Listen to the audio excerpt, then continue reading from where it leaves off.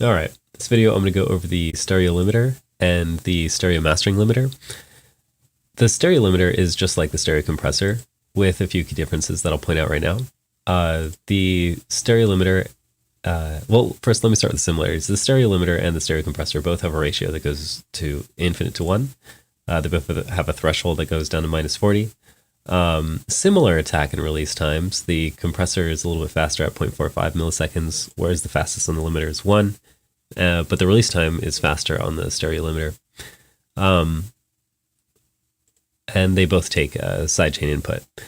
Now, for the differences, the stereo compressor has a few more options. It has look ahead, soft knee, and you can switch the detection mode between peak and RMS. The limiter doesn't have these. It functions as if look ahead is always off and it's always in peak mode. And to demonstrate that, I have a drum loop and I'm going to play it through the stereo limiter, and then I'll switch over to the stereo compressor.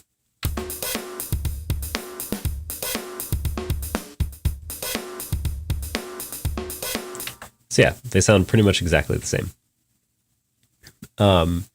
You'll hear some clicks during the transients with the stereo limiter.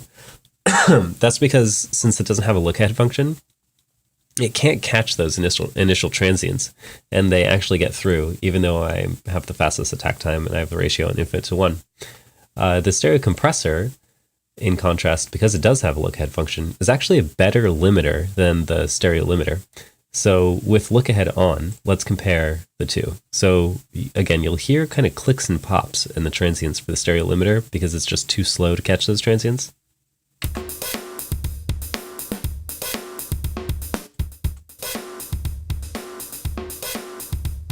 And you don't hear that with the stereo compressor. The stereo limiter does have some advantages over the stereo compressor though.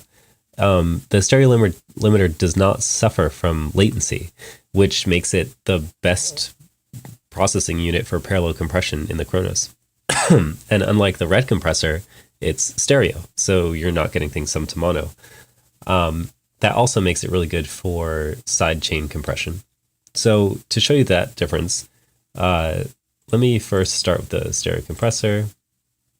I'll put the dry wet on 50/50.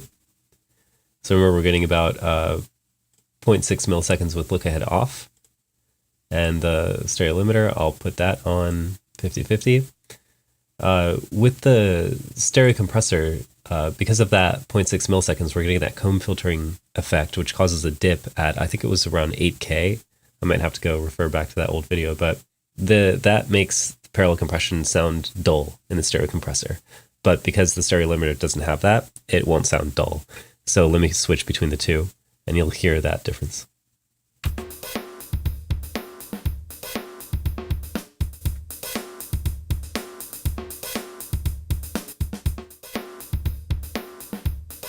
Yep. So again, stereo limiter, excellent for parallel compression, excellent for side chaining. The next thing up is the stereo mastering limiter. The stereo mastering limiter is a maximizer. You're not so much turning down the threshold so much as you're turning up the signal that's going into it, which subsequently limits the signal more. And this stereo mastering limiter functions as if it's in RMS mode all the time.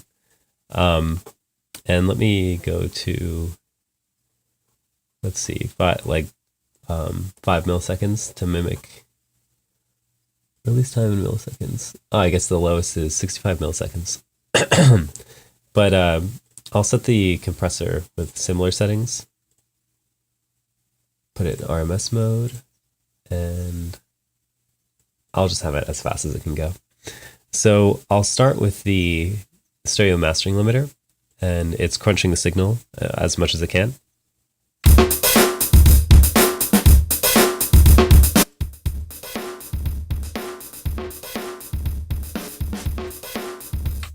And you can hear that they kind of sound similar. Actually, let me turn up the release time on this to about 64. And also, you know what? I'm parallel compressing. That's why this didn't sound quite right.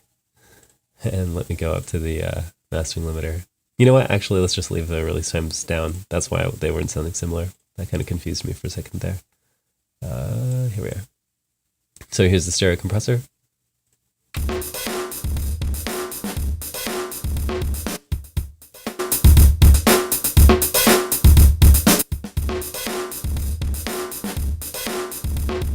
Now let me switch the compressor from RMS mode to peak mode, and you'll hear the sound change drastically.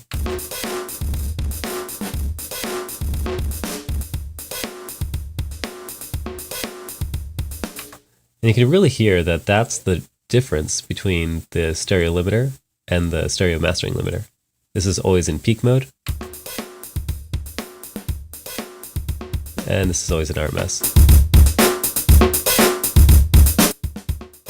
Compressor in peak mode, compressor in RMS.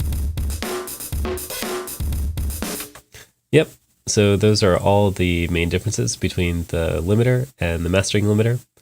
That covers all of the single band dynamics units. In the next few, I'll go over the multiband dynamics units, the multiband limiter and the multiband compressor, which are very different, very unique. I really like the multiband compressor. But yeah, thank you for watching this one, and I'll see you then. Bye.